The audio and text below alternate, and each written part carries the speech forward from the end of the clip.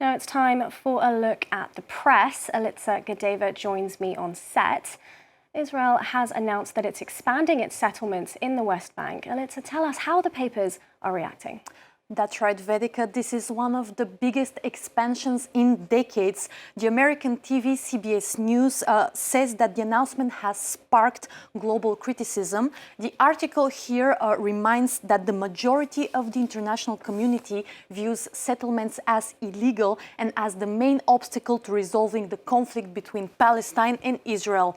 We have here the French left-wing Libération paper that says that Israel is, quote, sprinting to annex Palestinian territories. The paper also writes that the new plan wants to, quote, dismember what's left of Palestine. Let's take a look now at British daily The Independent that has some reactions from the UK that has also condemned the move.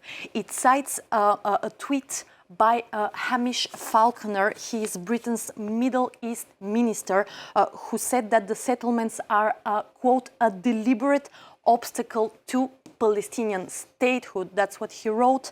And he also said that they further imperil the two-state solution. Now, Elitsa, Israel often says that settlements also exist for security reasons. Is there anything in the papers about that? That's right, Vedika. I actually want to draw your attention to this article in Israeli left-wing paper Haaretz. The article here reads why the West Bank bulletproof vest theory is not only wrong, but also dangerous. So that theory is, of course, the idea that settlements serve as a barrier against terror attacks. The paper says that this is simply not true and dives deep into examples, like historical examples of why it didn't work, concluding that, quote, the goal of the settlement enterprise isn't security, but to create pretexts for the ethnic cleansing of Palestinians. So let's move on next to the Netherlands, slightly lighter story now. But in the Netherlands, an uncommon ingredient has been found in candy. Is that correct? That's right. So let's take a look at the Dutch paper De Volkskrant. That's showing a candy that I believe we've all tried, Haribo's sour cola candy. Cannabis traces have been found in that candy, and more than 8,000 kilograms have been recalled.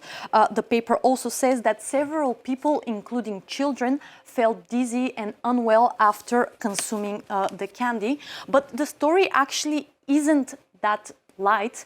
The Guardian says that drug smugglers in the Netherlands are increasingly using children's candy as a cover-up, and sometimes they inject THC into the candy to smuggle the candy more easily. And now let's wrap up with some science news. Researchers have found a new way to track mental workload. Can you tell us more about that? Yes, so a fascinating story here by The Guardian that I opened a bit earlier. Excuse me for that.